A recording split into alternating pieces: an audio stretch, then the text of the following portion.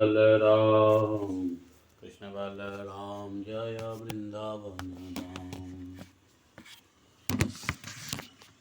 जय कृष्ण बलराम कृष्ण बलराम कृष्ण बलराम जय वृंदावन धाम।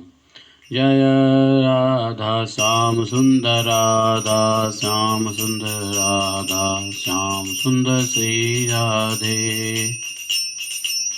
जय राधे जय राधे जय राधे जय श्री राधे। जय कृष्ण बलराम कृष्ण बलराम कृष्ण बलराम जय वृंदावन धाम। जय राधा श्याम सुंदर राधा श्याम सुंदर राधा श्याम सुंदर श्री राधे। जय ललिता विशाखा जय राधे श्याम ललिता विशाखा जय राधे श्याम। जय गौरानिता जय गौरानिता जय गौरानिता जय गौरानिता जय जय प्रभुपाद प्रभुपाद प्रभुपाद जय जय प्रभुपाद जय जय गुरुदेव गुरुदेव गुरुदेव जय जय गुरुदेव।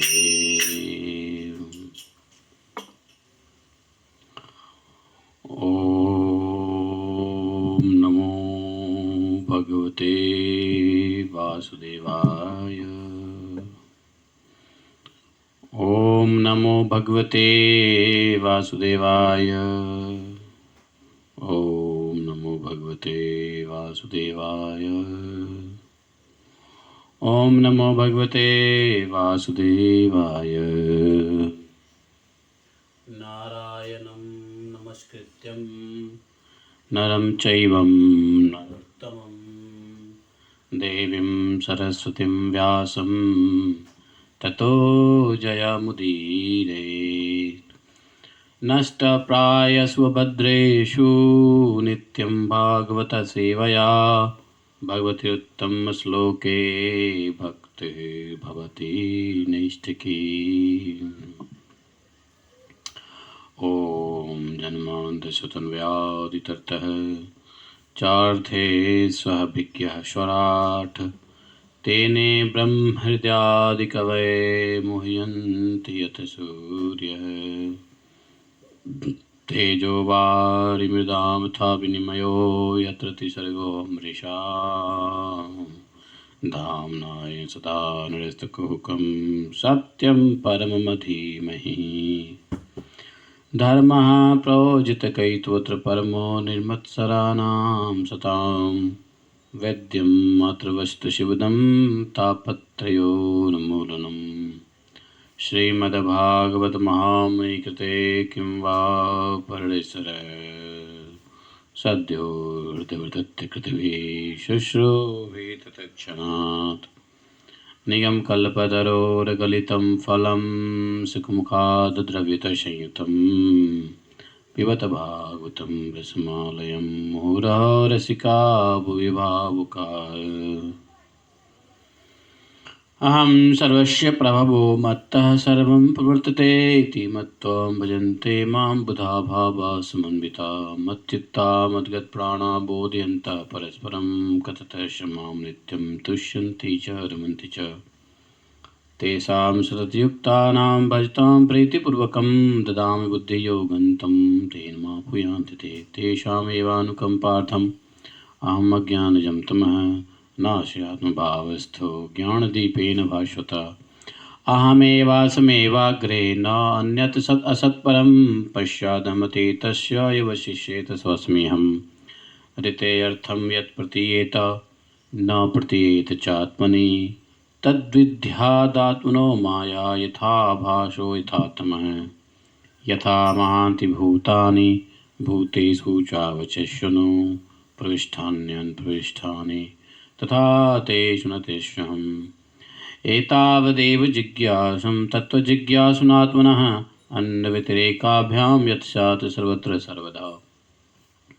हरे कृष्ण कृष्ण कृष्ण हरे हरे हरे राम राम राम हरे हरे। हरे कृष्णा कृष्ण कृष्ण हरे हरे हरे राम राम राम हरे हरे। बोले ग्रंथराज श्रीमद्भागवत महापुराण की जय। श्री व्यासदेव भगवान की जय। श्री सुखदेव गोस्वामी महाराज की जय। श्री प्रभुपाद की जय। गुरु गौरांग की जय। वृंदावन धाम की जय। जय जय श्री राधे। तो आज श्रावण शुक्ल नवमी विशाखा नक्षत्र,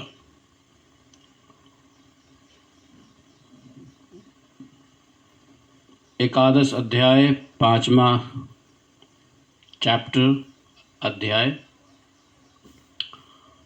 और नारद उवाच 43 श्लोका। आज 3 तारीख है। नारद उवाच धर्मान् भागवतानित्थं श्रुत्वाथ मिथिलेश्वरः जायन्ते यान् मुनीन् प्रीतः सोपाध्यायो हि पूजयत। ततो अन्तर्धीरे सिद्धा सर्वलोकस्य पश्यतः राजा धर्मानुपातिष्ठन् वाप परमां गतिं न वा परमां गतिं तप्येतान् महाभाग धर्मान् भागवताश्रुतान् अस्थितः श्रद्धया युक्तो निःसङ्गो यस्य परम्। युवयोः खलु दम्पत्योः यशसा पूरितं जगत् पुत्रतां गमयद्वां भगवान् ईश्वरो हरिः। दर्शनालिङ्गनालापैः शयनासनभोजनैः आत्मा वां प्रतिपावितः कृष्णे पुत्रस्नेहं प्रकुर्वतो।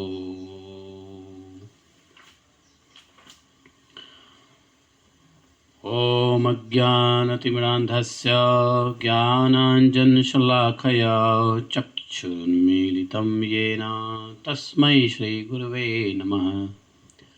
श्रीचैतन्यमनोभीष्टं स्थापितं येन भूतले स्वयं रूप कदा मह्यं ददाति स्वपदान्तिकं।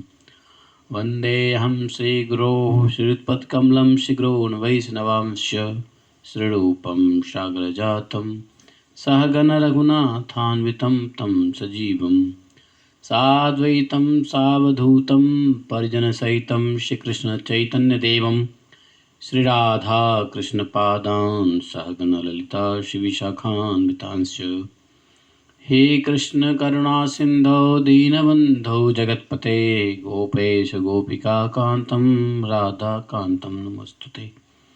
तप्त कांचन गौरांगी राधे वृंदावनेश्वरी वृषभानुसुते देवी प्रणमामि हरिप्रिये। वाञ्छाकल्पतरुभ्यश्च कृपा सिन्धुभ्यैव च पतितानां पावनेभ्यो वैष्णवेभ्यो नमो नमः। हरे कृष्णा। तो नारद जी, यह कथा नारद जी सुना रहे थे किसको? भगवान के पिता वसुदेव जी को आत्म ज्ञान, भगवत धर्म के ज्ञान के संदर्भ में। तो नारद जी कहते हैं, वसुदेव जी,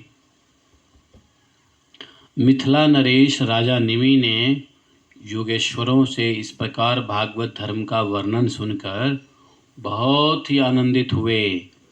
उन्होंने अपने ब्राह्मण और आचार्यों के साथ ऋषभ नंदन नव योगेश्वरों की पूजा की। इसके बाद सब लोगों के सामने ही वे सिद्ध अंतर्ध्यान हो गए। विदेहराज निमि ने उनसे सुने हुए भागवत धर्मों का आचरण किया और परम गति प्राप्त की। महाभाग्यवान वसुदेव जी, मैंने आपके आगे जिन भागवत धर्म का वर्णन किया है, आप भी यदि श्रद्धा के साथ इसका आचरण करोगे तो अंत में सब आसक्तियों से छुटकर भगवान का परम पद प्राप्त करोगे। नरलीला चल रहा है। भगवान का तो पिताजी ही हैं वसुदेव जी, लेकिन नरलीला में भगवत ज्ञान सबको आवश्यक है, इसलिए भगवान ने स्वयं भी लिया और सबको भागवत का ज्ञान दिया। इसी क्रम में अपने पिता वसुदेव जी के लिए भगवत ज्ञान का इन्होंने नारद मुनि के द्वारा करवाया उपदेश।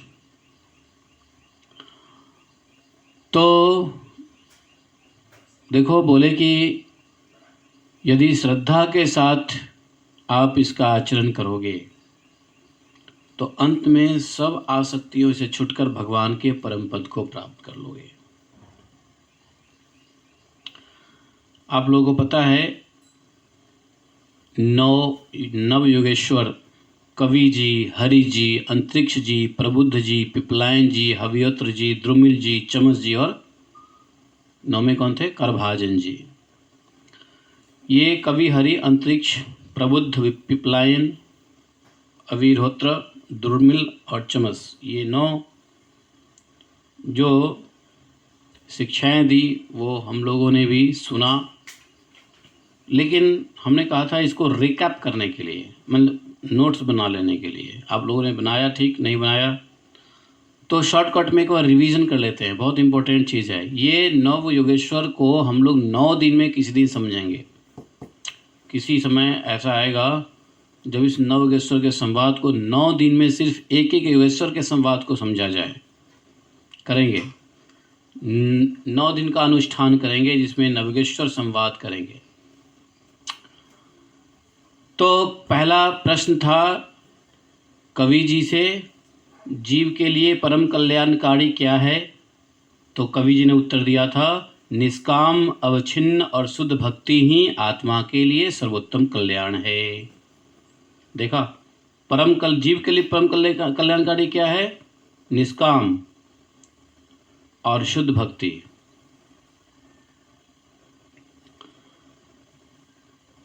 तो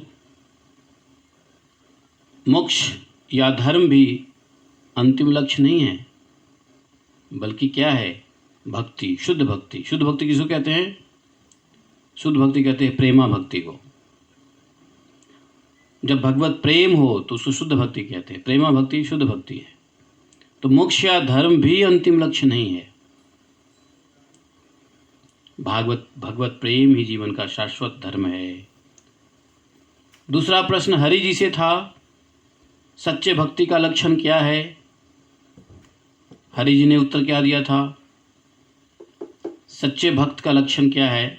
तो हरि जी ने कहा था, देखो, वह सभी में भगवान और भगवान में सभी को देखता है, अहंकार नहीं है, सहनशील है, क्षमाशील है और सबके प्रति समदर्शी है।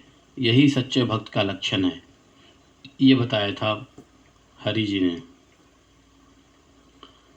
नहीं, सच्ची भक्ति से समदर्शी, समदृष्टि और करुणा उत्पन्न होती है। तीसरा प्रश्न अंतरिक्ष जी से था, बंधन से मुक्त होकर मुक्ति कैसे पाएं? तो अंतरिक्ष जी ने उत्तर क्या दिया था? बंधन से मुक्त होकर मुक्ति पाने के लिए सत्संग करो, भगवान की कथा का श्रवण करो और विषयों से वैराग्य द्वारा बंधन से मुक्ति मिलती है। विषयों से वैराग्य के द्वारा बंधन की मुक्ति मिलती है।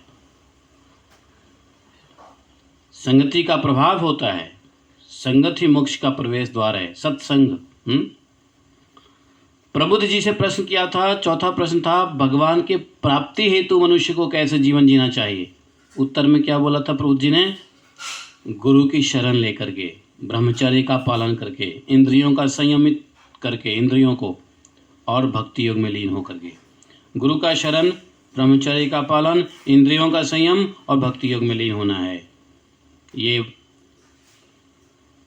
भगवान के प्राप्ति हेतु जीवन मनुष्य को कैसे जीवन जीना चाहिए, तो इस प्रकार से। पांचवा प्रश्न पिपलायन जी से किया था, आत्मा परमात्मा के स्वरूप क्या है। उत्तर दिया था आत्मा शुद्ध चैतन्य स्वरूप, शाश्वत और देह से भिन्न है। परमात्मा सर्वशक्तिमान, सर्वव्यापक और आत्मा का नियंता है।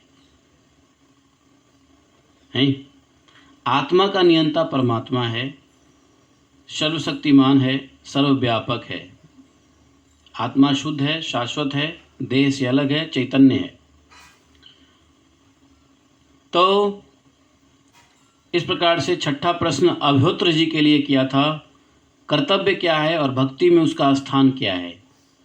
तो अभ्युत्र जी ने कहा था कि स्वभाव के अनुसार कर्म का निष्काम भाव से पालन करना, जो स्वाभाविक कर्म है उसको निष्काम भाव से पालन करना और उन्हें भगवान को समर्पित करना, ये कर्तव्य बताया था। और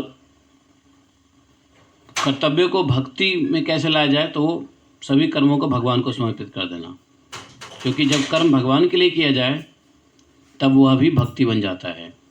हमने इसके लिए बताया था 1.5.35 का श्लोक संख्या जो नारद जी ने कहा था। सातवें प्रश्न द्रुमिल जी से किया था, भगवान के भिन्न भिन्न अवतार और उनका उद्देश्य क्या है। तो भगवान के तो अनेकों अवतार है, जिसमें राम, नरसिम्हा, कृष्ण, वाराह, वामन, मत्स्य इत्यादि अवतार हुए हैं। और भगवान के अवतार का उद्देश्य क्या है, तो धर्म की रक्षा और भक्तों की रक्षा। आठवां प्रश्न चमस जी से था कि विभिन्न प्रकृति के लोग किस प्रकार भगवान की आराधना करें। तो बोलते क्या है, विभिन्न प्रकृति अर्थात रजगुण, तमोगुण, सतोगुण के अनुसार आराधना अलग अलग होती है, परंतु कलयुग में भगवान का नाम संकीर्तन ही सर्वोत्तम है। तो यह प्रश्न कलयुग में हम लोग सुन रहे हैं, तो इसका मतलब है कि सिर्फ भगवान की आराधना करने का एक ही मेथड है, वह है नाम संकीर्तन। केवल हरिनाम संकीर्तन से मुक्ति कलयुग में संभव है। नौवां प्रश्न था, विभिन्न युगों में लोग किस प्रकार भगवान की भक्ति करते हैं, अलग अलग युगों में। तो बताया था करभाजन जी ने, सतयुग में ध्यान योग, त्रेता में यज्ञ, द्वापर में मूर्ति पूजा, कलयुग में हरिनाम संकीर्तन। तो इस प्रकार से आप देख सकते हो कि कवि हर योगेश्वरों से प्रश्न और उत्तर की मुख्य बातें जो है पूछा। नहीं, अगर मैं आपको इससे और संक्षिप्त में बताऊं, एक एक शब्द में यदि उत्तर मिले, तो 9 प्रश्न के 9 उत्तर एक एक शब्द में कैसे मिलेगा। परम कल्याण क्या है, उत्तर था निष्काम भक्ति।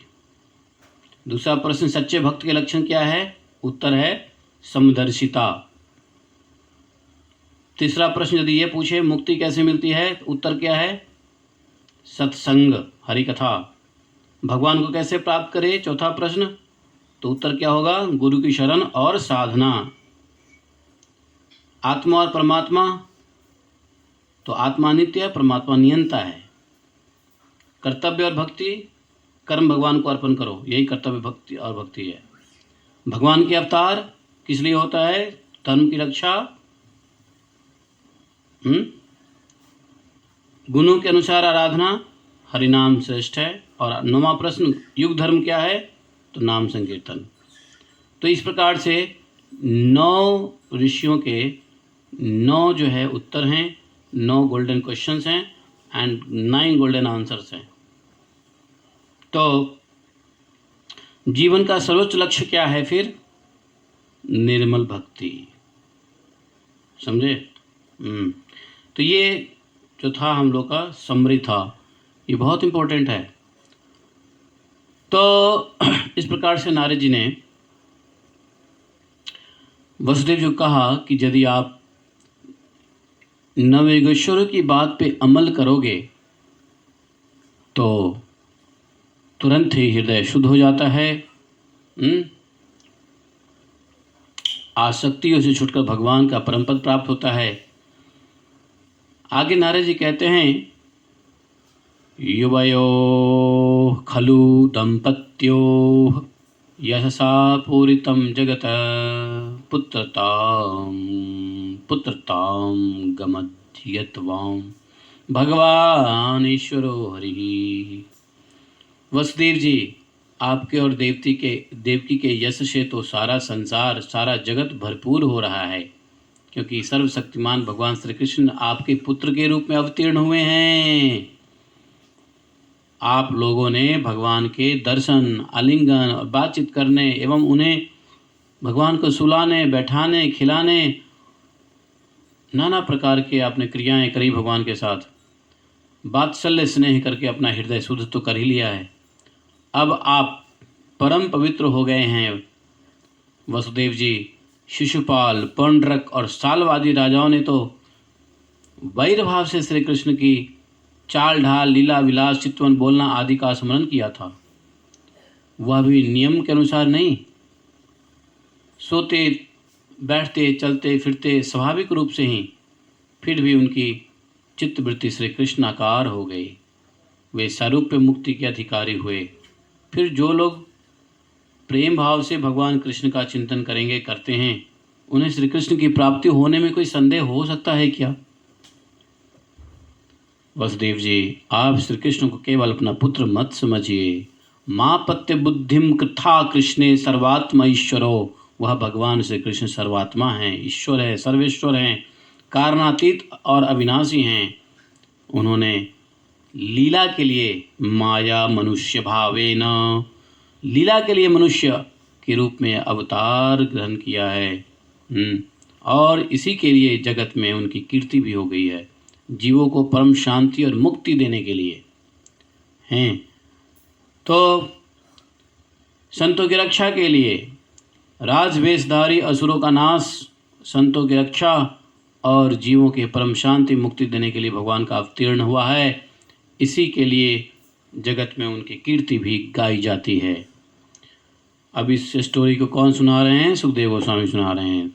सुखदेव गोस्वामी बोलते हैं, एतत् श्रुत्वा महाभागो वसुदेवो अतिविस्मितः देवकी च महाभागा जहतु मोहमात्मन। बोले कि नारद जी के मुख से यह सब सुनकर परम भाग्यवान वसुदेव जी और परम भाग्यवती देवकी जी को बड़ा ही विस्मय हुआ।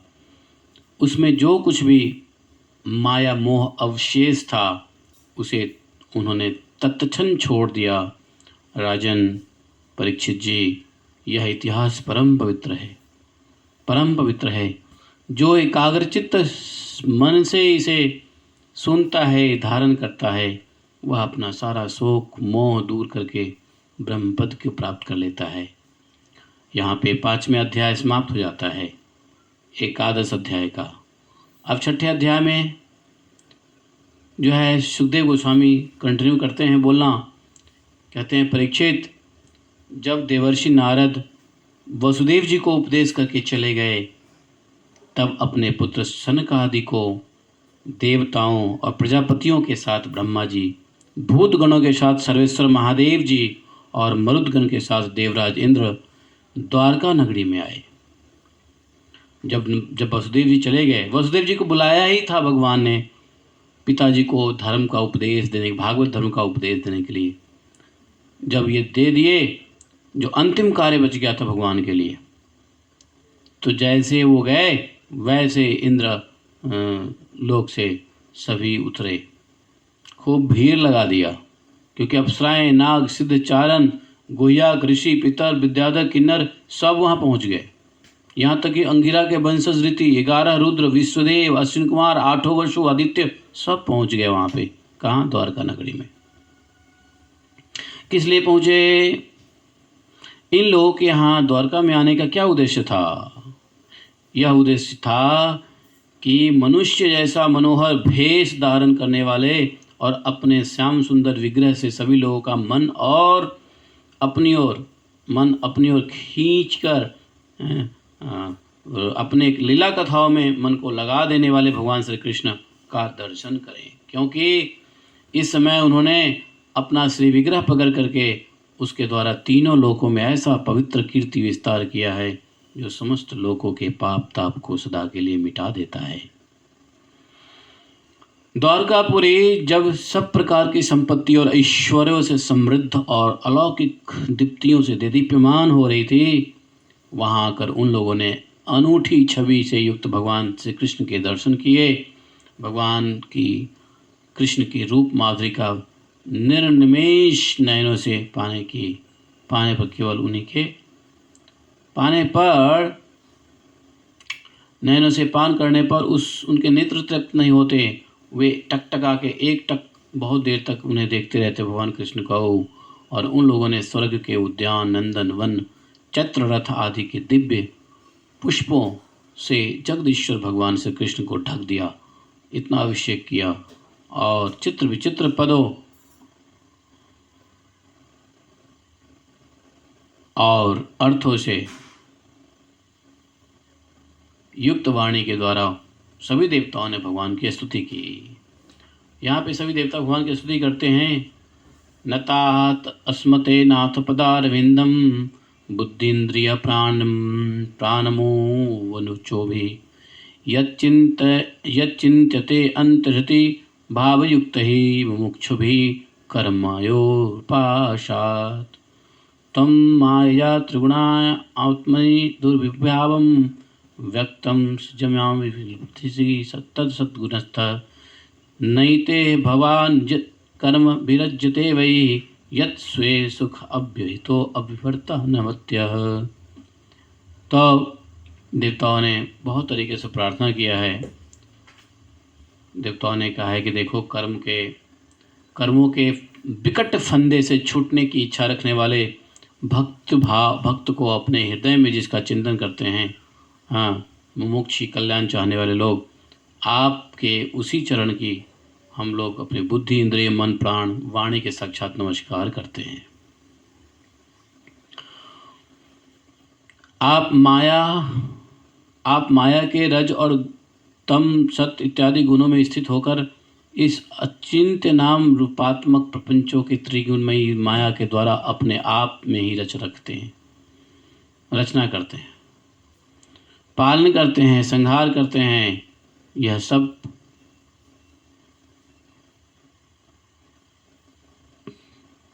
तो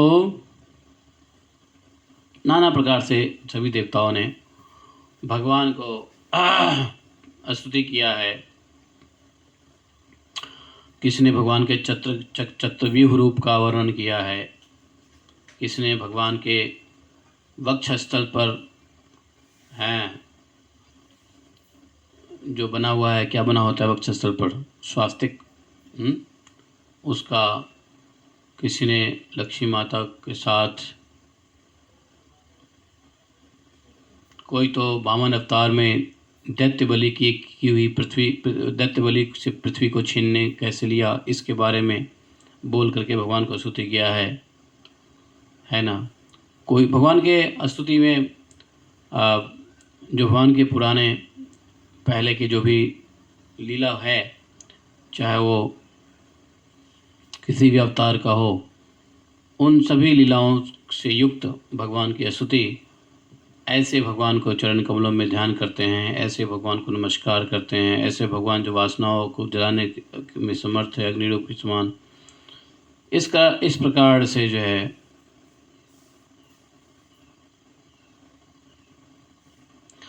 ब्रह्मा आदि जितने भी शरीरधारी हैं वे सत्व रज तम, इन तीनों गुणों के परस्पर विरोधी त्रिविध भावों के टक्कर से जीते मरते रहते हैं।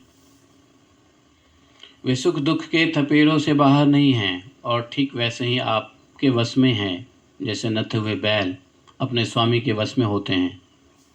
तो इस प्रकार से जो है 16,000 से अधिक रानियां आपके साथ रहती है। वे सब अपनी मंद मंद मुस्कान, तिरछी चितवन, मनोहर भावों के इशारों और सूरत पाल प्रौढ़ सम्मोहक कामबान चलाती है। काम कला विविध रीतियों से आपका मन आकर्षित करती रहती है। आपने त्रिलोकी के पाप राशि को धो बहाने के लिए 2 प्रकार पवित्र नदियां बहा रखी है।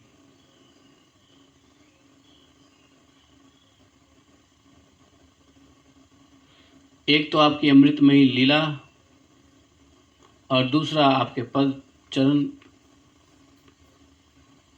पद प्रक्षालन से भरी हुई जल गंगा जी। इसलिए सत्संग सेवा जो विद्वानों के कानों के द्वारा आपकी कथा नदी और शरीर के द्वारा गंगा जी में गोता लगाकर दोनों तीर्थों का सेवन करते हैं और अपने पाप ताप मिटा देते हैं मनुष्य। सुखदेव जी ने कहा, देखो परीक्षित जी, सभी देवताओं और भगवान शंकर के साथ ब्रह्मा जी ने इस प्रकार भगवान की स्तुति की। इसके बाद वे प्रणाम करके अपने धाम को जाने के लिए आकाश में स्थित होकर भगवान से कहने लगे। ब्रह्मा जी ने भगवान से कहा, भूमे भारावताराय पुरा विज्ञापितः प्रभो तम अस्माभिशेषांस्त तथैवोपातितम्।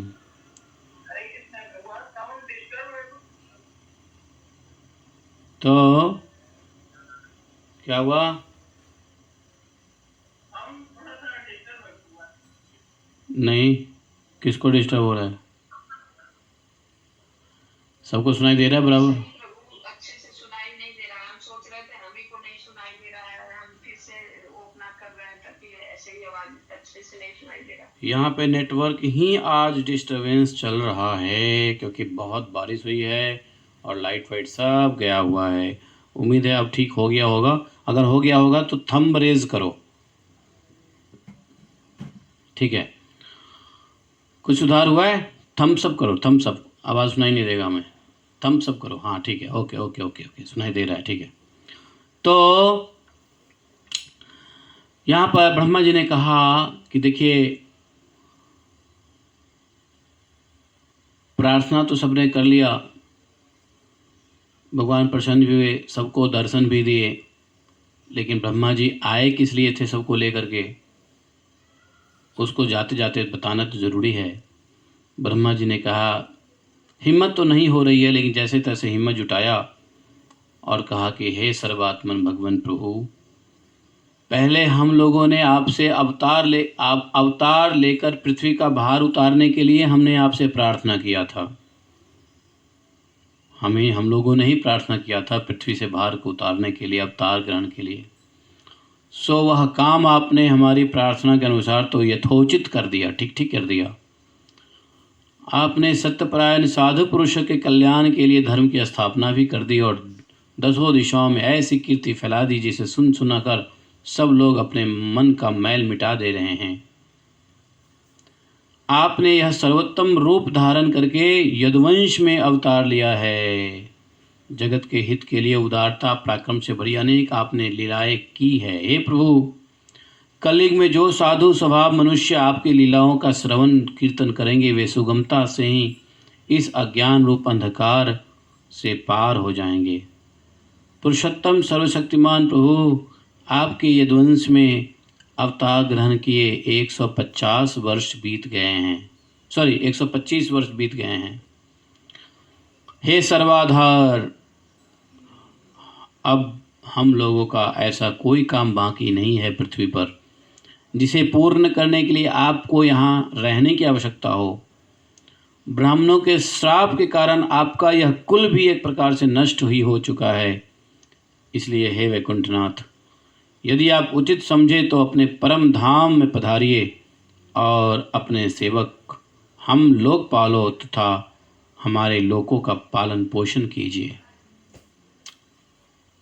ब्रह्मा जी आदेश तो दे नहीं सकते हैं, तो ब्रह्मा जी ने कहा, यदि आप उचित समझिए तो वैसे आपका सारा काम खत्म हो ही गया है और कोई काम बचा नहीं है। हम लोगों के लिए सब कुछ ठीक ठाक हो ही गया। आपके वंश भी नष्ट हो गए हैं, जबकि उनको पता नहीं है। भगवान ने स्वयं वंश का नष्ट किया और भगवान स्वयं अब जाने की तैयारी भी कर रहे हैं। फिर भी देवता लोग आकर के भगवान ने कहा, ब्रह्मा जी, अवधारित मे तन्मे यदाथ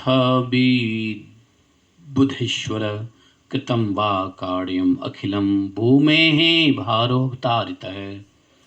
बोले ब्रह्मा जी, आप जैसा कहते हैं ठीक, मैं पहले से वैसा ही निश्चय कर चुका हूँ, मैं पहले ही सोच चुका हूँ अब यहाँ से जाना है। मैंने आप लोगों का सब काम ठीक ठीक पूरा कर दिया, पृथ्वी का भार उतार दिया, परंतु अभी एक काम बाकी है, एक काम बाकी है। वह क्या है? वह यह है कि यदुवंशी बल, विक्रम, वीरता, शूरता और धन संपत्ति से उन्मत्त हो रहे हैं। ये सारे पृथ्वी को ग्रस लेने पर तुले हुए हैं। इन्हें मैंने ठीक वैसे ही रोक रखा है जैसे समुद्र को उसके किनारा रोक लेता है। यदि मैं घमंडी और उत्संकल यदुवंशियों का यह विशाल वंश नष्ट किए बिना नहीं चल जाऊंगा तो ये सब मर्यादा को उल्लंघन करके सारे लोगों का संहार कर डालेंगे। और ये हैं बलशाली सबके सब, और किसी के द्वारा ये नहीं जीते जा सकेंगे। इसलिए ब्रह्मा जी, अब ब्राह्मणों की श्राप से इस वंश का नाश प्रारंभ हुआ है, इसका अंत हो जाने दीजिए। यदि अंत हो जाता है तब तक मैं यहीं रहूँगा और पूरा वंश के नाश होने के बाद ही अपने धाम को लौटूंगा। सुखदेव जी ने कहा, इति उक्ता लोकनाथेन स्वयंभू प्रणिपत्यतम सह देव गणैः सेवा सुधाम समुपद्यतः। ऐसा कह करके परीक्षित जी, जब अखिल लोकाधिपति भगवान श्री कृष्ण ने इस प्रकार कहा तब ब्रह्मा जी ने उन्हें प्रणाम किया और देवताओं के साथ वे अपने धाम को चले गए। उनके जाते ही द्वारकापुरी में बड़े बड़े अपशगुन, बड़े बड़े उत्पात खड़े हुए। उन्हें देख के यदुवंश के बड़े बूढ़े भगवान श्री कृष्ण के पास भागे भागे आए। भगवान श्री कृष्ण ने उनसे एक बात कही। बोले, देखो गुरुजनों, आजकल द्वारका में जिधर देखिए उधर ही बड़े बड़े अपशगुन और उत्पात हो रहे हैं। हम लोग जानते हैं कि ब्राह्मणों ने हमारे वंश का ऐसा श्राप दिया है जिसे टाल सकना बहुत ही कठिन है। लेकिन मेरा एक ओपिनियन है, विचार है कि यदि हम लोग अपने प्राण की रक्षा चाहते होवें तो हमें यहाँ नहीं रहना चाहिए। अब विलंब करने की आवश्यकता नहीं है। हम लोग आज ही परम पवित्र प्रभास क्षेत्र के लिए निकलेंगे। प्रभास क्षेत्र की महिमा बहुत प्रसिद्ध है। जिस समय दक्ष प्रजापति के श्राप से चंद्रमा को टीवी हो गया था, उस समय उन्होंने प्रभास क्षेत्र में जाकर स्नान किया और वे तत्क्षण ठीक हो गए, स्वस्थ हो गए, पाप से मुक्त हो गए। साथ ही उन्हें कलाओं की और वृद्धि हुई, उनकी कलाओं की। हम लोग भी प्रभास क्षेत्र में चलकर स्नान करेंगे, देवता पितरों का तर्पण करेंगे और साथ ही अनेकों गुण वाले पकवान तैयार करके श्रेष्ठ ब्राह्मणों को भोजन कराएंगे।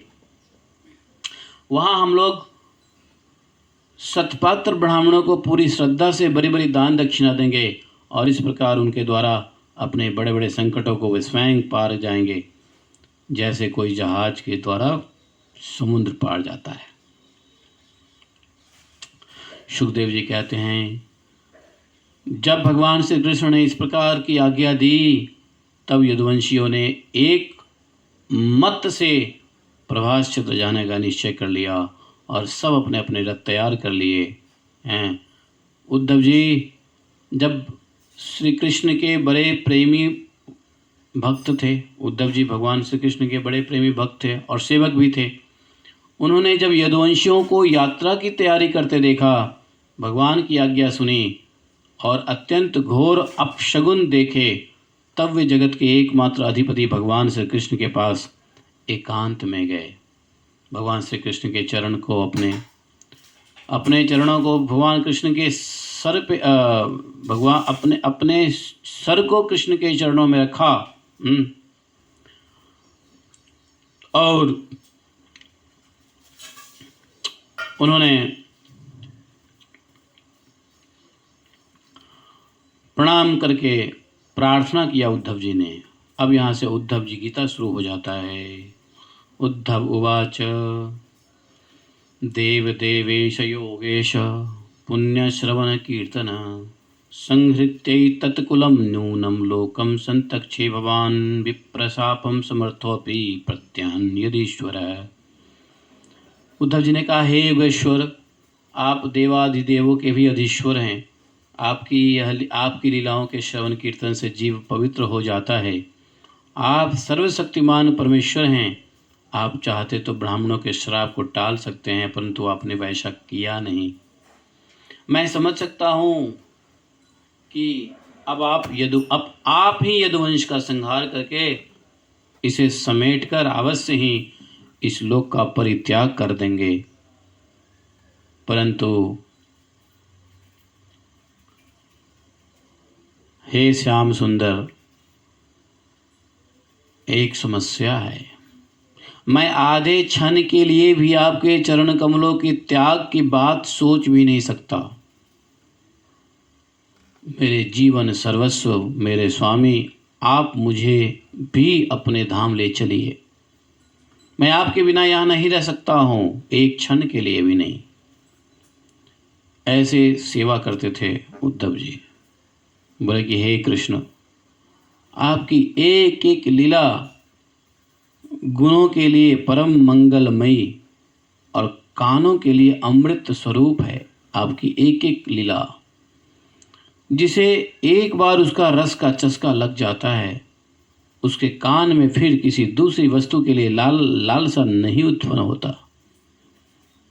इसलिए हे प्रभु, हम तो जैसे भी कह लीजिए, उठते बैठते जागते घूमते फिरते, हमने तो आपके साथ ही दिन बिताए हैं।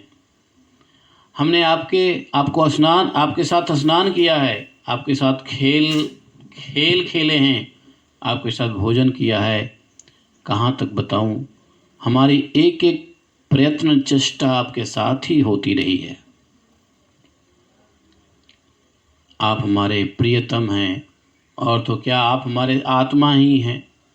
ऐसी स्थिति में हम आपके प्रेमी भक्त आपको कैसे छोड़ सकते हैं।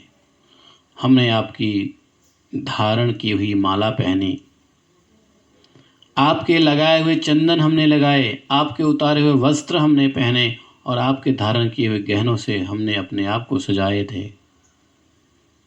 हम आपकी जूठन खाने वाले सेवक हैं, इसलिए हम आपके माया पर अवश्य ही विजय प्राप्त कर लेंगे। इसलिए हे प्रभु, हमें आपकी माया का डर नहीं है। डर है तो केवल आपके वियोग का। आप हमें छोड़ के जाओगे। हम जानते हैं कि माया को पार कर लेना बहुत ही कठिन है। बड़े बड़े ऋषि मुनि दिगंबर रहकर आजीवन नैष्ठिक ब्रह्म का पालन करके अध्यात्म विद्या के लिए अत्यंत परिश्रम करते हैं। इस प्रकार की कठिन साधना से उन सन्यासियों के हृदय निर्मल हो जाते हैं। तब कहीं वे समस्त वृत्तियों का शांति रूप निष्कर्म अवस्था में रहकर आपके ब्रह्म नामक धाम को प्राप्त होते हैं। यहाँ भी देखो एक शब्द आ गया है, निष्कर्म्य अवस्था। तो वृत्तियों की शांति रूप निष्कर्म्य अवस्था, सांसारिक कार्य को छोड़ के सिर्फ भक्ति का कार्य करना ही निष्कर्म्यता है। हमने 2-3 दिन से यही बात करते आ रहे हैं भागवतम में। तो हे महायोगेश्वर, भगवान को कहा उद्धव जी ने कि हम लोग तो कर्म मार्ग में से ही भटक रहे हैं, कर्म मार्ग में ही। परंतु इतना निश्चित है कि हम आपके भक्तजनों के साथ आपके गुणों और लीलाओं का चर्चा करेंगे, और मनुष्य जैसी लीला करते हुए आपने जो कुछ किया है, कहा है, हम तो उसका स्मरण कीर्तन ही करते रहेंगे।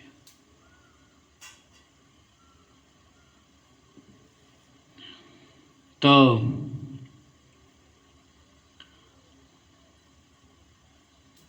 हम लोग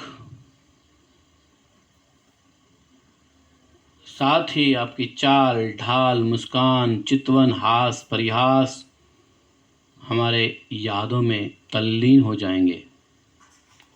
केवल इसी से हम दुस्तर माया को पार कर लेंगे। आपके गुणों लीलाओं की चर्चा स्मरण करके ही हम आपके माया को पार कर लेंगे। आपके विरह की चिंता है, चिंता आपके माया की भी नहीं है, क्योंकि आपके लीला का चिंतन करने से तो माया वैसे भी ठीक हो जाती। लेकिन विरह है तो आपसे विरह है। आप हमें छोड़िए नहीं, हमको साथ ले चलिए। इस प्रकार से जब उद्धव जी ने देवकी नंदन भगवान श्री कृष्ण से प्रार्थना की, तब उन्होंने अपने अनन्य प्रेमी सखा एवं उद्धव जी से भगवान ने कहा। भगवान ने क्या कहा? तो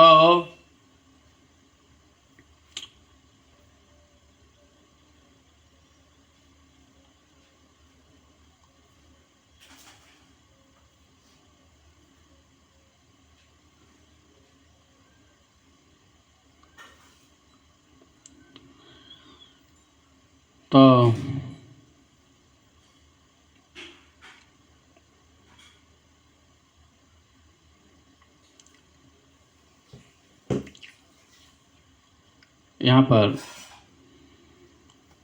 उद्धव जी बड़े मायूस हो गए हैं, सिर्फ इस बात को जान तक करके कि अब भगवान की जो भी चेष्टाएं हैं वो समझ गए कि भगवान जाना ही चाहते हैं। अब सब कुछ सेटल हो गया है। उद्धव जी का विरह यहाँ से शुरू होता है।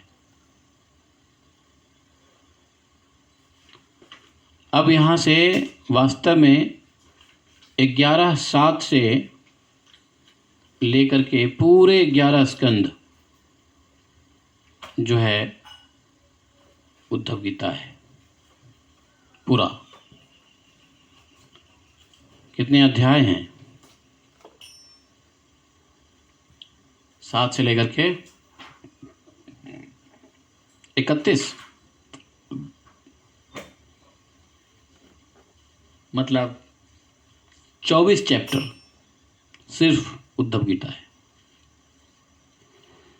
भगवद गीता में कितने चैप्टर हैं? मात्र 18। उद्धव गीता में 24 चैप्टर हैं। एकांतिक वार्तालाप हो रहा है, कोई नहीं है, भगवान कृष्ण हैं और उद्धव जी हैं। भगवान ने उद्धव जी से क्या कहा? भगवान ने उद्धव जी से कहा,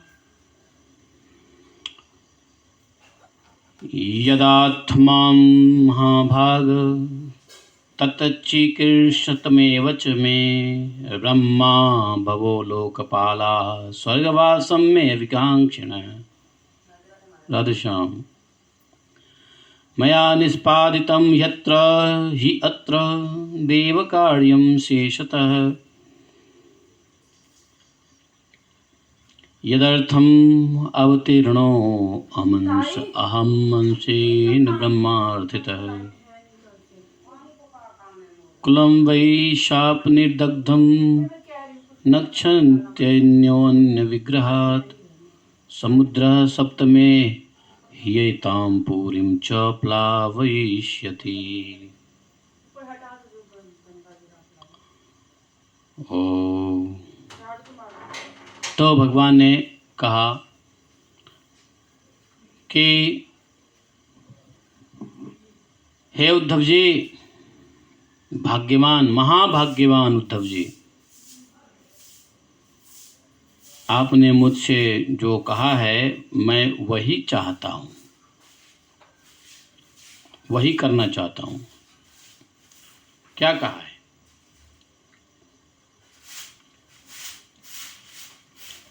यही कहा ना कि हमको मत छोड़िए, हमको ले करके चलिए।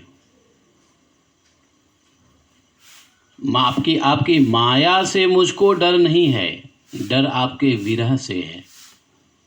देखो, पॉइंट नोट करने वाली बात यह है, उद्धव जी कह रहे हैं कि ऐसा मत सोचिए कि आपकी माया से मैं डर के कह रहा हूं कि हमको मत छोड़िए, ले चलिए। नहीं, वास्तव में तो आपकी माया का प्रभाव उस पर होता ही नहीं है जो आपके लीला कीर्तन का चिंतन करे। माया के लिए तो आपका स्मरण ही काफ़ी है। देखो, बहुत बड़ी लर्निंग पॉइंट्स है उद्धव जी के इस स्टेटमेंट से कि जो व्यक्ति भगवान का सतत स्मरण करता रहेगा उसको माया कुछ नहीं कर सकती। इसलिए भगवान ने माया ते तरंति ते कहा है, सततम कृतयन्तो माम। वही माया से तर सकता है जो भगवान का संकीर्तन सतत करता रहता है। सतत सतत सतत, क्षण भर के लिए भूलो मत। ऐसी स्थिति आ जाए तो माया कंप्लीटली अपने शक्ल को तोड़ देती है, छोड़ देती है, हटा देती है। शक्ल समझते हो क्या होता है? बेड़ियां, माया की बेड़ियां हट जाती है। जरूरत क्या है? सतत कीर्तयन्तो माम। और कैसे? दृढ़व्रता, दृढ़व्रता, खूब दृढ़व्रत होकर के, विश्वास के साथ, प्रेम से। तो उद्धव जी को माया से डर नहीं है।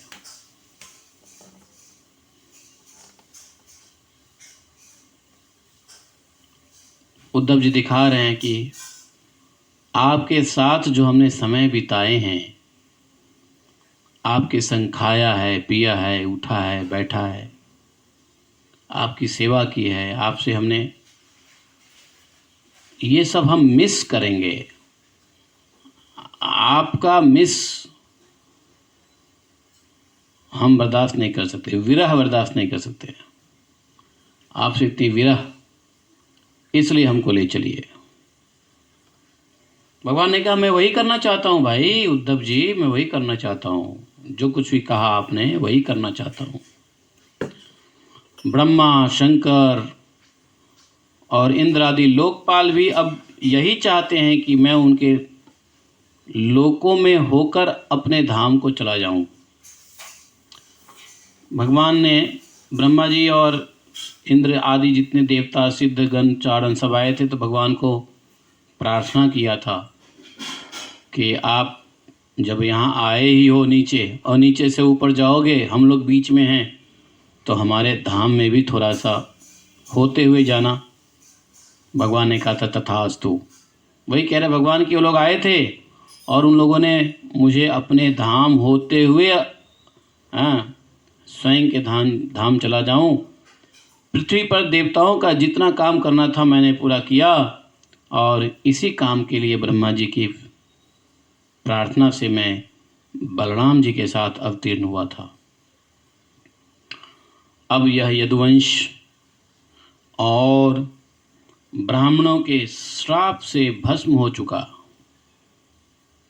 यदुवंश जो ब्राह्मणों के श्राप से भस्म हो चुका, आपसी फूट और युद्ध से नष्ट हो जाएगा। आज के 7वें दिन समुद्र द्वारकापुरी को डुबो देगा।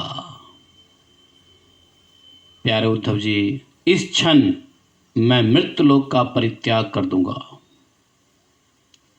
जिस क्षण मैं मृत्युलोक का परित्याग कर दूंगा, उसी क्षण इसके सारे मंगल नष्ट हो जाएंगे और थोड़े ही दिनों में पृथ्वी पर कलयुग का बोलबाला हो जाएगा। समझ रहे? जब तक भगवान है सब मंगल है, जब भगवान चले जाएंगे अमंगल और शीघ्र कलयुग का प्रारंभ।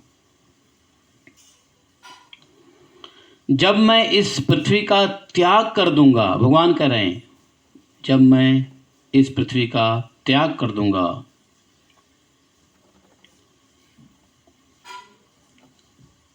तब तुम इस पर मत रहना। नहीं, इस पृथ्वी पर मत रहना तुम, क्योंकि उद्धव जी, कलयुग में अधिकांश लोगों की रुचि अधर्म में होगी। अब तुम अपने रिश्तेदार, भाई, बंधु का स्नेह बंधन छोड़ दो छोड़ दो। अपने आत्मीय, स्वजन, रिश्तेदार, बंधु बांधव का स्नेह बंधन छोड़ दो और अनन्य प्रेम से मुझ में अपना मन लगाकर समदृष्टि से पृथ्वी में स्वच्छंद विचरण करो। हैं? इस जगत में जो कुछ मन से सोचा जाता है, वाणी से कहा जाता है, नेत्रों से देखा जाता है और श्रवण आदि इंद्रियों से अनुभव किया जाता है, वह सब नाशवान है उद्धव जी। जो कुछ भी इंद्रियों से अनुभव किया जाता है सब नाशवान है। देखी जाने वाली वस्तु, कही जाने वाली वस्तु, सोची जाने वाली वस्तु, सुनी जाने वाली वस्तु, जो कुछ भी इस संसार में इंद्रियों से हम अनुभव करते हैं सब नाशवान हैं। सपने की तरह मन का विलास है और कुछ नहीं है। इसलिए यह सब माया मात्र है, मिथ्या है, ऐसा समझ लो। कुछ नहीं है। जो कुछ देखते हो सब माया है, असत्य है, सब विनाश होने वाला है।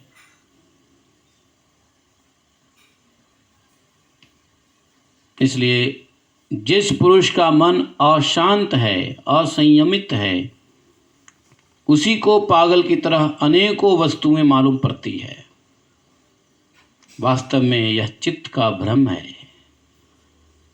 नानत्व का भ्रम हो जाने पर ही यह गुण है और यह दोष है, इस प्रकार की कल्पना करनी पड़ती है।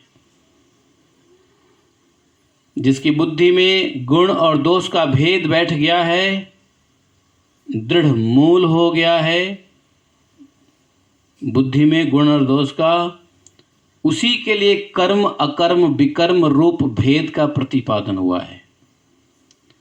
विहित कर्म का लोप और निषिद्ध कर्म। तो कर्म क्या है? जो विहित कर्म है, शास्त्र विहित कर्म। अकर्म क्या है? जो जिस कर्म में शास्त्र कर्म का लोप हो जाता है, अर्थात उल्लंघन, शास्त्र कर्म का उल्लंघन। और विकर्म क्या है? जो निषिद्ध कर्म है, जो करने ही नहीं चाहिए, फॉरबिडन है, ममनूह, जो करने ही नहीं है। ये तीन जो कर्म अकर्म विकर्म है, ये उसके लिए बनाया गया है जिसके बुद्धि में गुण और दोष जैसा भेद बैठा हुआ है। उद्धव जी,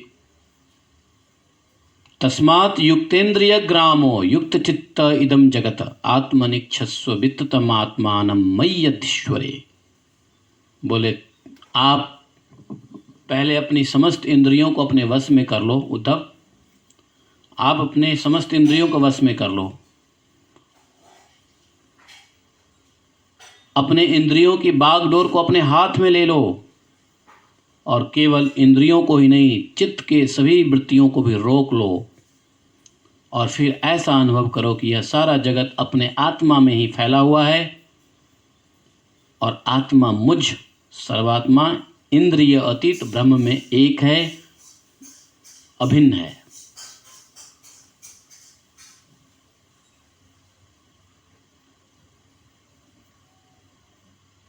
तो यह सारा जगत अपने आत्मा में फैला हुआ है और आत्मा परमात्मा में ब्रह्म से एक है, अभिन्न है। जब वेदों के मुख्य तात्पर्य क्या है? ज्ञान और विज्ञान। तो ज्ञान क्या होता है? निश्चय रूप ज्ञान। और विज्ञान क्या है? अनुभव रूप विज्ञान। अनुभव से विशेष ज्ञान होता है और निश्चय ज्ञान तो ज्ञान है। तो दोनों प्रकार के ज्ञान विज्ञान से भली भांति संपन्न होकर तुम उद्धव जी अपने आत्मा के अनुभव में ही आनंद मग्न रहोगे। तुम आनंद रहोगे अपने आत्मा के अनुभव में। संपूर्ण देवता आदि शरीरधारियों के आत्मा हो जाओगे।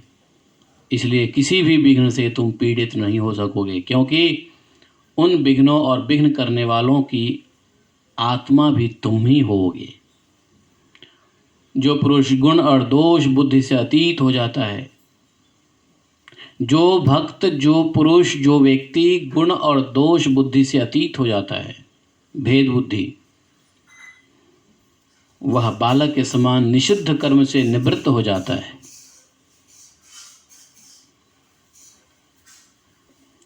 परंतु दोष बुद्धि से नहीं होता है,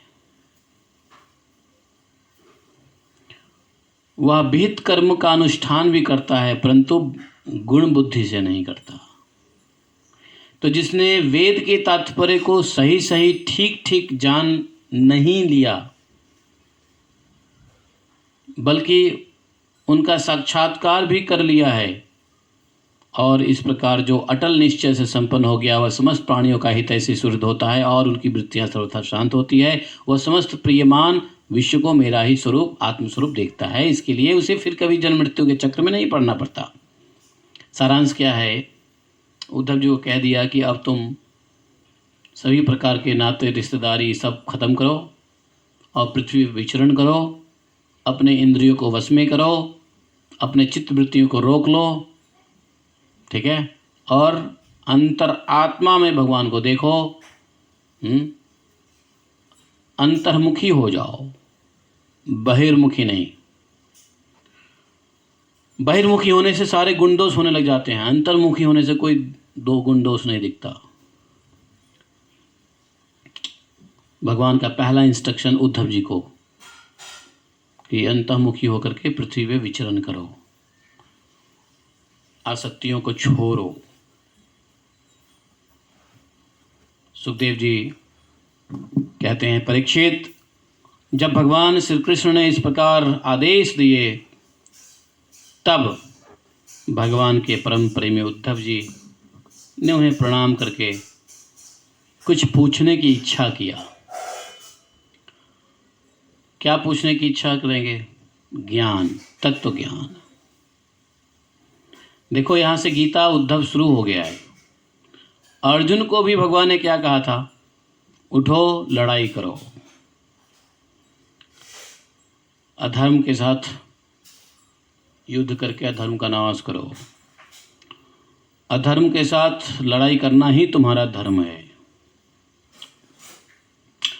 यहाँ उद्धव को कहा कि तुम अपने चित्त वृत्ति को रोको, इंद्रियों को नियंत्रित करो और पृथ्वी पे घूमो, सब में आत्मा को देखो और आत्मा को परमात्मा में देखो। ज्ञान विज्ञान से पूर्ण होके भेद बुद्धि को नष्ट करो। हैं, ये सब बातें बताया उद्धव जी को।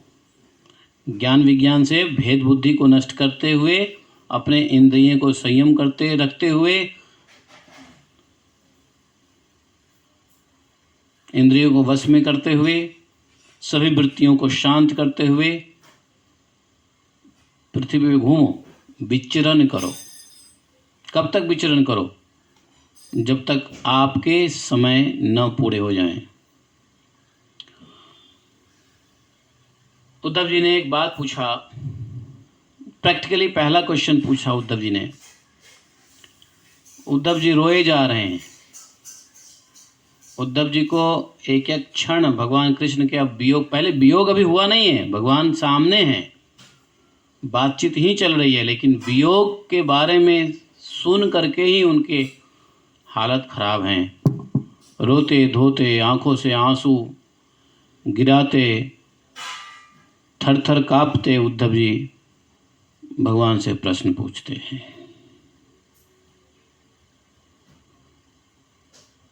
प्रश्न क्या है? पहला प्रश्न, योगेश योग विन्यास योगात्मन योग संभव निःश्रेयसाय में प्रोक्तः त्यागः संन्यास लक्षणः।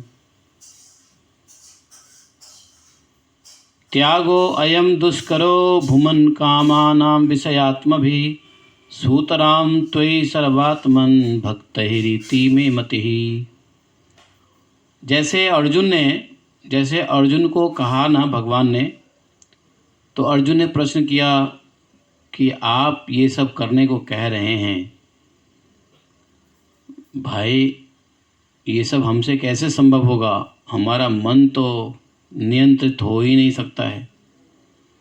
तो अनियंत्रित मन को नियंत्रण करने की आप बात बता रहे हो, ये असंभव है मेरे मन के मुताबिक। उद्धव जी भी कह रहे हैं, देखिए आप जो ये बात आपने जो कहा, तो भगवान ने उद्धव जी को कौन से चीज़ों का उपदेश दिया? कट इन शॉर्ट, संन्यास का उपदेश दिया था।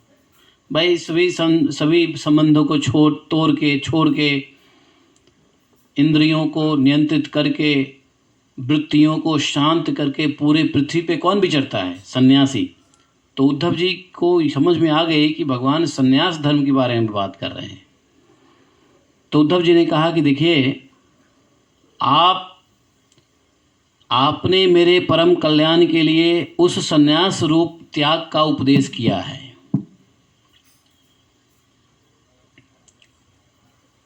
हैं?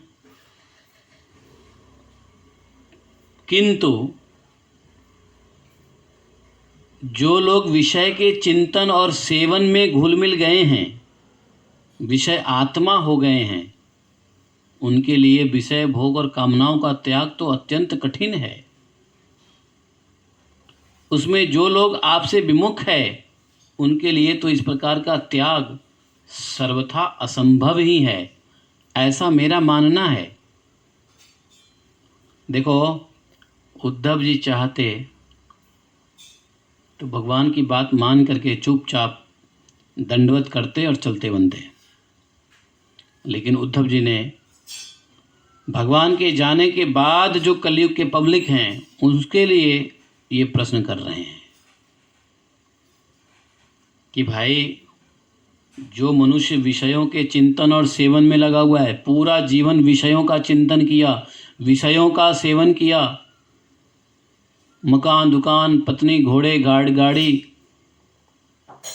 वीज़ा इमिग्रेशन, लड्डू पेड़े, अच्छे अच्छे भोजन, अच्छा कपड़ा, अच्छा श्रृंगार, अच्छा आभूषण, अच्छे रिश्ते, अच्छे सब कुछ, पूरा जीवन जिसका विषय भोग में ही लगा रहा है,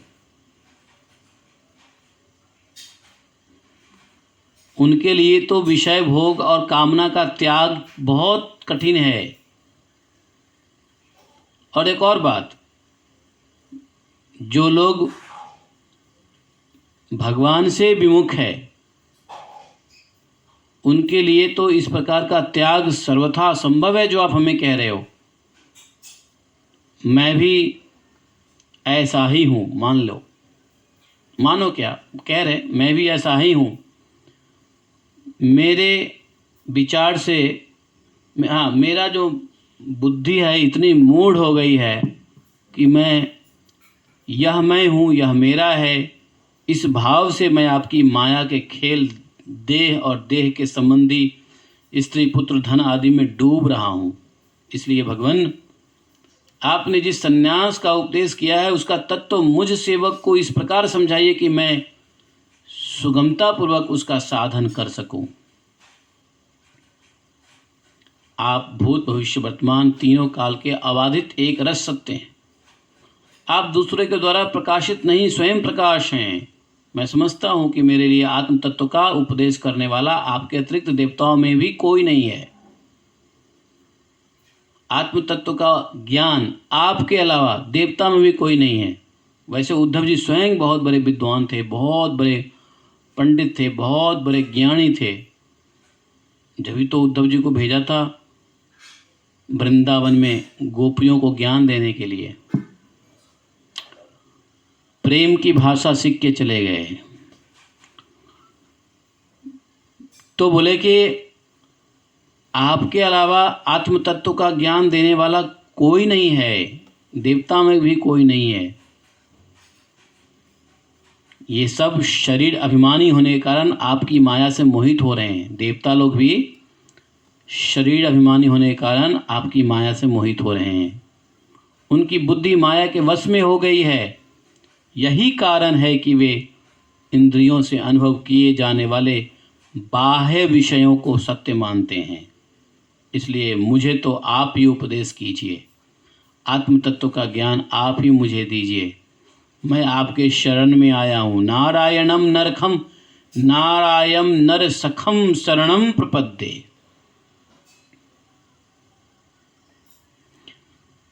हैं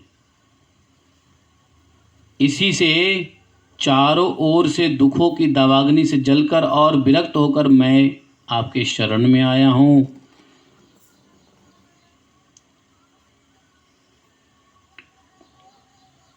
आप मुझे बताइए, क्या बताएं? तो प्रश्न क्या है? काफ़ी 4-5 श्लोक में स्तुति और ग्लोरिफिकेशन के साथ प्रश्न किया उद्धव जी ने। तो हमने क्या समझा? प्रश्न है कि इंद्रियों को कैसे निग्रह करें और आप आत्म तत्व का उपदेश दीजिए। उद्धव जी के पहले प्रश्न से देखो भगवान क्या कह रहे हैं।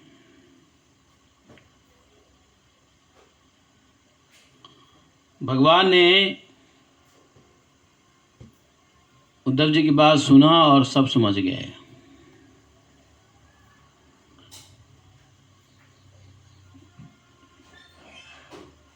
अब जो ज्ञान उद्धव जी को कोई नहीं दे सकता है, तीनों महादेव कोई भी नहीं, यहाँ तक देवता भी नहीं। जब तीनों महादेव नहीं दे सकते तो देवता का किस खेत की मूली है। ऐसे आत्म तत्व का उपदेश भगवान स्वयं कह रहे हैं उद्धव जी से, और ऐसे आत्म तत्व का ज्ञान डायरेक्ट भगवान से मिलता है इस एकादश स्कंद में, उद्धव गीता में। इसी आत्म तत्व का ज्ञान, हालांकि गीता से सिर्फ आत्मा का ज्ञान ही नहीं, गीता से तो टोटल 5 चीज़ें मिलती है। आत्मा, परमात्मा, प्रकृति, पुरुष और कर्म।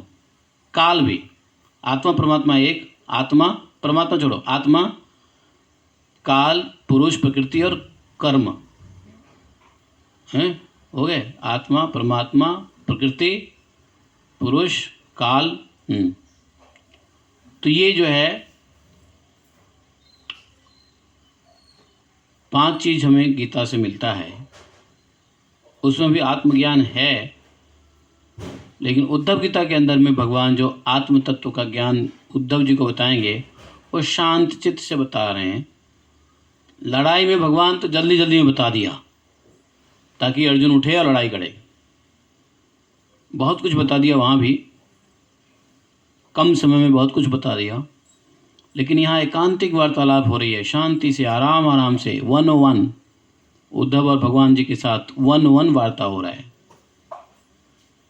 कोई लड़ाई का माहौल नहीं है, कोई जल्दीबाजी का माहौल नहीं है, कोई डर का माहौल नहीं है।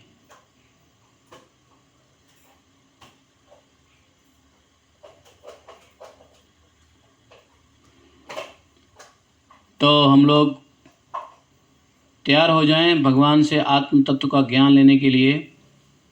उद्धव जी के बहुत सारे प्रश्न होंगे और उसका सटीक उत्तर भगवान स्वयं देंगे। तो इस उद्धव गीता को हम लोग कल से पढ़ेंगे जो भगवान ने कहा। तो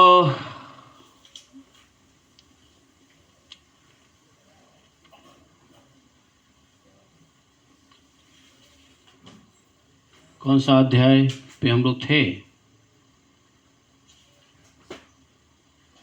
नहीं, हाँ,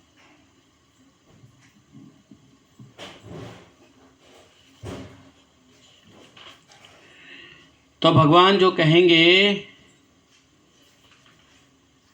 वो श्लोक संख्या 18 से कहेंगे। एकादश स्कंद 7वें अध्याय 18, 11, 7, 18, 19 से भगवान बोलना शुरू करते हैं और हम लोग पीसफुली कल इसको करेंगे। हाँ, शिव पुराण हम लोग जल्दी करेंगे, आज ही करेंगे। अभी मैं प्रसाद ग्रहण करके शिव पुराण कर पढ़ने बैठ जाऊंगा, ताकि आज जाना है थोड़ा दूर, केदारनाथ जाना है, केदारनाथ। तो इसलिए अभी प्रसाद थोड़ा ग्रहण करने के बाद तुरंत बैठ जाएंगे शिव महापुराण श्रवण के लिए। आज के लिए भागवतम कथा को यहीं रोकते हैं और कल से भगवान के द्वारा बताए हुए आत्मज्ञान को हम लोग भी श्रवण करेंगे। तो 3 तारीख 8वां महीना यहीं पर रोक देते हैं। बोले ग्रंथराज श्रीमद् भागवतम महापुराण की जय। एकम शास्त्रम देव की पुत्र गीतम एको देवो देव की पुत्र एव एकम मंत्र शतश नामानि यानि कर्मापि तस्य दिवस सेवा। तमेव माता च पिता तमेव बंधुश्च सखा तमेव विद्या द्रविणं तमेव मम सर्वदेव देवः। कृष्णाय वासुदेवाय हरे परमात्मने प्रणतक्लेशनाशाय गोविंदाय नमो नमः। हे कृष्ण करुणा सिंधो दीनबंधो जगतपते गोपेश गोपिका कांतम राधा कांतम नमोस्तुते। तप्त कांचन गौरांगी राधे वृंदावनेश्वरी विश्वानुसुते देवी प्रणमामि हरिप्रिये। वाञ्छा कल्पतरुभ्यश्च कृपा सिन्धुभ्येव च पतितानां पावनेभ्यो वैष्णवेभ्यो नमो नमः। जय श्री कृष्ण चैतन्य प्रभु नित्यानंद श्री अद्वैत गदाधर शिवासादि गौर भक्तवृंद। हरे कृष्णा कृष्ण कृष्ण हरे हरे हरे राम राम राम हरे हरे। बोले ग्रंथराज श्रीमद् भागवत महापुराण की जय। जयतीते अधिकं जन्मना ब्रज शयत इंदिरा शाश्वतत्रयी दैतदीक्ष्यता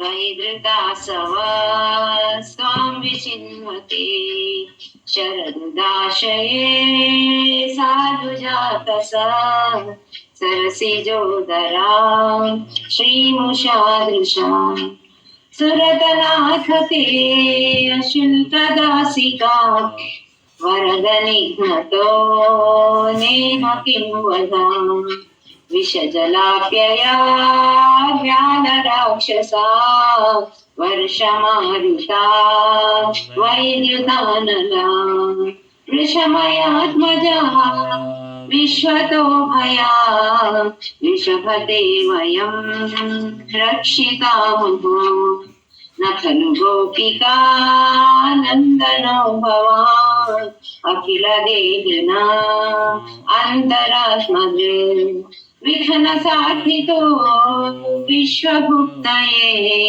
सखमुदेवा सात्वतां तुमे विरचिता भयं वृष्णिधूर्यते चरणमीशा संस्कृते भया करसरोरुहं कान्तकामदं शिरसि देहिना श्रीकराग्रहं व्रजजनार्तिहन् वीरयोषिता निजजनस्मया ध्वंसनस्मिता भज सखे भवा किङ्करी स्मनो जनरुहाननं चारुदर्शया प्रणतदेहिना पापकर्षणं तृणचरानुगं श्रीनिकेतनं फणिफणार्पितं ते पदाम्बुजं तृणकुचेषुना कृन्धिरुच्चयं मधुरया गिरा वल्गुवाक्यया बुधमनोज्ञया पुष्करेक्षणा विधिकरीरिमा वीरमुह्यति अदरसीदुना प्यायस्वना तव कथामृतं तप्तजीवनं कविभिरीडितं कल्मषापहं श्रवणमङ्गलं श्रीमदाततं भुवि गृह्णन्ति ते भूरिदा जना रहसितं प्रिया प्रेमवीक्षणं विहरणं च ते ध्यानमङ्गलं रहसि संविदो यारति स्पृशा कुहकनो मना शोभयन्ति चलसि यद्व्रजा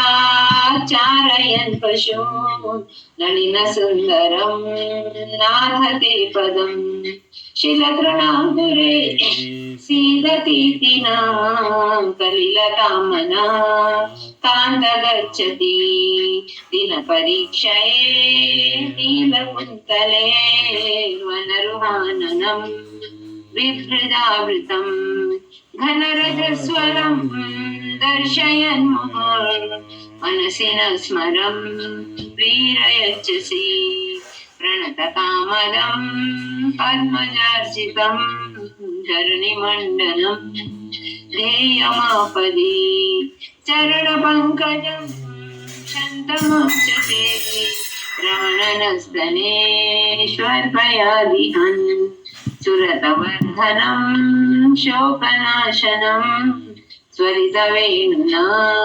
सुस्तुचुम्बितम् इतररागमे स्मारणं नृणा वितरवीरनं ते अधरामृतम् अटति यद्भवानग्निकाननं त्रुटियुगायते त्वमपश्यताम् कुटिलकुन्तलं श्रीमुखं च ते जड उदेक्षतां पक्ष्मकृदृशाम्